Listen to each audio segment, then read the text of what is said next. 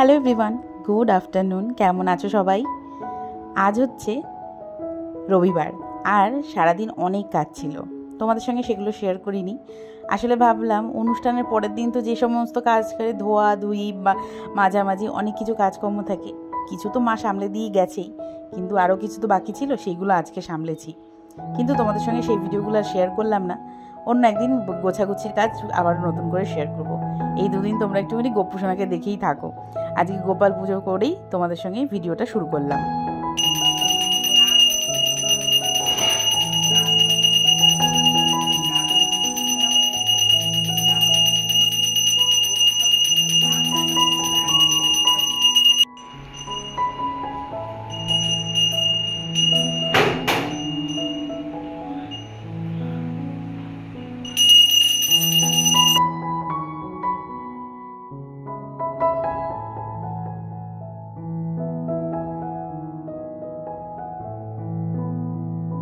ঠাকুর ঘরে এবং ঘরে সব জায়গাতে ধূপ দেখানো হয়ে গেছে। এখন যাচ্ছি তুলসী তলায় জল দিতে।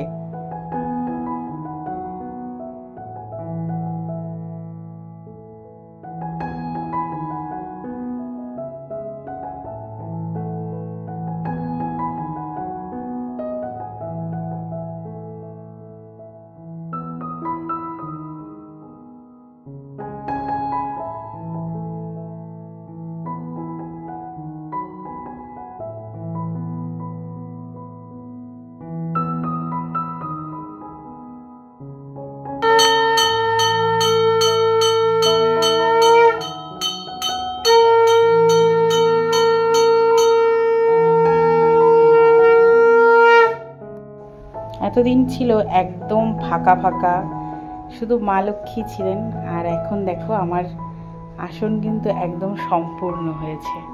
কেমন লাগছে বন্ধুরা অবশ্যই কিন্তু জানিও। এই হচ্ছে আমার গোপাল সোনা, যাকে আজকে মুকুটটা পরালাম না কারণ গরম লাগছে আমার মনে হলো। আর এই হচ্ছে আমার রাধা গোবিন্দ। রাধা গোবিন্দকে তো প্রত্যেকদিন স্নান করাতে আমাকে বারণ করেছে, বলেছে একদিনই করিও। সেটা দিনটা বলে দিয়ে গেছে, যেদিনকে করাবো তোমাদেরকে অবশ্যই জানাবো। এই হচ্ছে আমার মা লক্ষ্মী, আর এই হচ্ছে আমাদের গোপুসোনা। ওই হচ্ছে গুরুদেবের ছবি। কেমন লাগছে অবশ্যই কিন্তু কমেন্টের মাধ্যমে জানিও। হ্যালো এভরিওয়ান, কেমন আছো তোমরা সবাই? আশা করছি সবাই ভীষণ ভালো আছো। আমি পিয়ালি, আমাদের ছোট্ট সংসারে তোমাদের সকলকে জানাই অনেক অনেক স্বাগত এবং অনেক অনেক ভালোবাসা। এই দেখো আজকে সমস্ত কাজ সেরে নিয়েছি। আজকে পুজোটা তো তোমাদের সঙ্গে শেয়ার করলাম। আজ রান্না করেছিলাম পটল পোস্ত, আর সাথে করেছিলাম পেঁয়াজ দিয়ে মুসুরির ডাল, আর তার সাথে হয়েছিল গরম গরম ভাত। আচ্ছা, ডালের সঙ্গে কিন্তু ছিল পাঁপড় ভাজা। এখানে আগের দিনের একটু ভাত ছিল, আর এই হচ্ছে আজকের ভাত। আর এইখানে এই যে প্যাকেটের মধ্যে পাঁপড় ভেজে রেখে দিয়েছি। আর বৌদি দিয়েছিল ভীষণই টেস্টি একটা চচ্চড়ি। এটা পুঁই শাক দিয়ে মাছের মাথা দিয়ে একটা চচ্চড়ি রান্না করে বৌদি দিয়েছে। এখন বাজে রাত 9টা, আর আমি এতক্ষণ ধরে বানাচ্ছিলাম গোপুসোনার জন্য একটা জামা। আসলে ভীষণ তো গরম, যে কেনা জামা দুটো রয়েছে, একটা মা দিয়েছে, একটা আমরা কিনেছি। এই দুটো জামা যে কেনা হয়েছে সেই দুটো ভীষণ গরম, ভেলভেট কাপড়ের। তো ওই জন্য না সারাক্ষণ পরিয়ে রাখতে তো একদমই ভালো লাগে, বিশেষ করে ঘুমানোর সময় ওর একটা হালকা পাতলা জামা দরকার। তাই জন্য বানিয়ে ফেললাম ইউটিউব দেখে। তো আমার তো ভীষণই ভালো লাগছে, জানো তো, একটু বড় হয়েছে, পরিয়ে তোমাদেরকে তো অবশ্যই দেখাবো। চলো আগে আমি জামাটা ছেড়ে নিই, তারপরে গোপুসোনাকে ঘুম পাড়াতে যাবো। চলে এসেছি জামা ছেড়ে ঠাকুর ঘরে। এখন এই যে যত ফুল আছে সেগুলো সব আমি তুলে নিচ্ছি, এইগুলো তো ফেলে দেবো, আর গোপুসোনা জামাটাও ছাড়িয়ে নেব। চেষ্টা করব অনেকটা ভক্তি ভরে নিষ্ঠা করে ঠাকুরকে পুজো দেওয়ার। আসলে আগে তো আমি 3 বেলা পুজো দিতাম, এখন কিন্তু আর 1 বেলা এক্সট্রা করে বেড়েছে। আসলে 4 বেলা পুজো দিতে হবে আমাকে এবার থেকে। তো এই সকালে 3 বার তো কমপ্লিট হয়েই গেছে, এই হচ্ছে 4 বার। এবার রাত 9টা 8টার সময় দিতে বলেছে। আমি একটু দেরি হয়ে গেল, যেহেতু জামাটা আমি বানাচ্ছিলাম। 8টার মধ্যে গোপুসোনাকে একটা ভারী খাবার দিতে হবে। সন্ধ্যেবেলাতে যেরকম আমরা আমাদের বাচ্চাকে একটু হালকা ফুলকা কিছু খাওয়াই টিফিন মতো, সেরকম করাতে হবে। আর এখন একটা ভারী খাবার দিয়ে ঘুম পাড়াতে হবে। তাই জন্য এই যে দেখো আমি কিন্তু জামাটা পরিয়ে দিয়েছি, আর মাথার চুল মুকুট যত যা ছিল সব কিছু খুলিয়ে দিয়েছি একদম ফ্রেশ করে।